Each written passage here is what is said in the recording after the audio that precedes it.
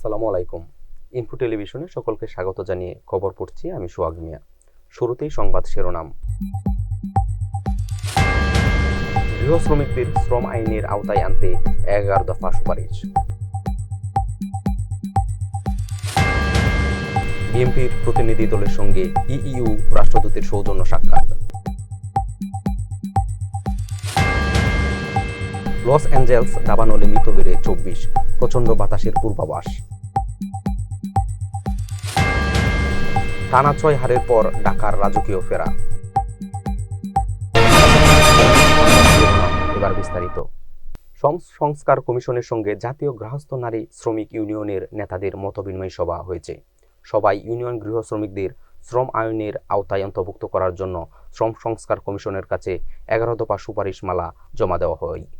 রোববার 12 জানুয়ারি রাজধানীর বিজয়নগরে শ্রম ভবনে এ সভা অনুষ্ঠিত হয়। বিএনপির প্রতিনিধি দলের সঙ্গে সাক্ষাৎ করেছেন ইউরোপীয় ইউনিয়নের রাষ্ট্রদূত মাইকেল মিলার। রোববার 12 জানুয়ারি বিকেল 3:30টায় গুলশানে বিএনপির চেয়ারপারসনের কার্যালয়ে এই সৌজন্য সাক্ষাৎ অনুষ্ঠিত হয়। সৌজন্য সাক্ষাতে বিএনপির পক্ষ থেকে অংশ নেন দলের মহাসচিব মির্জা ফখরুল ইসলাম আলমগীর, স্থায়ী কমিটির সদস্য ও চেয়ারপারসন ফরেন অ্যাফেয়ার্স অ্যাডভাইজারি কমিটির সদস্য আব্দুল মঈন খান, আমির খসরু মাহমুদ চৌধুরী এবং দলের সাংগঠনিক সম্পাদক ও চেয়ারপারসনের পররাষ্ট্রনীতি বিষয়ক বিশেষ সহযোগী উপদেষ্টা কমিটির সদস্য শামা উবায়েদ। এক সপ্তাহ ধরে দাবানলে পড়ছে যুক্তরাষ্ট্রের লস অ্যাঞ্জেলস।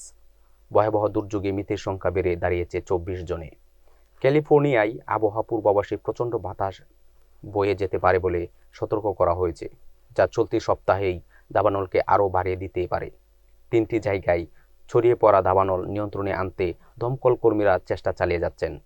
কর্মকর্তারা বলেছেন, রোববার থেকে শুষ্ক বাতাস আবার বেড়ে বুধবার পর্যন্ত অব্যাহত থাকতে পারে এবং এ সময় বাতাসের গতিবেগ ঘন্টায় 96 কিলোমিটার পর্যন্ত হতে পারে। চ্যাম্পিয়ন্স ট্রফির দলে জায়গা হারানোর দিনেই সিলেটে ব্যাট হাতে ঝড় তুললেন লিটন দাস। তাকে যোগ্য সঙ্গী দিলেন তানজিদ হাসান তামিম। দুজনের বিস্ফোরক ব্যাটিংয়ে বিপিএলের ইতিহাসে সর্বোচ্চ রানের নজিরসহ আরও বেশ কিছু রেকর্ডও হয়েছে আজ। রেকর্ড বুক উলটপালটের দিনে জোড়া সেঞ্চুরিতে 1 উইকেটে 254 রানে থেমেছিল ঢাকা ক্যাপিটালস। জবাবে মাত্র 105 রানেই গুটিয়ে গেল দুর্বার রাজশাহী।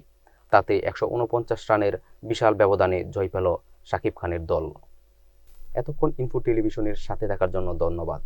আমাদের সকল নিউজ দেখার জন্য www.infotvbd.com অথবা আমাদের ফেসবুক পেজ ও ইউটিউব চ্যানেল ভিজিট করুন।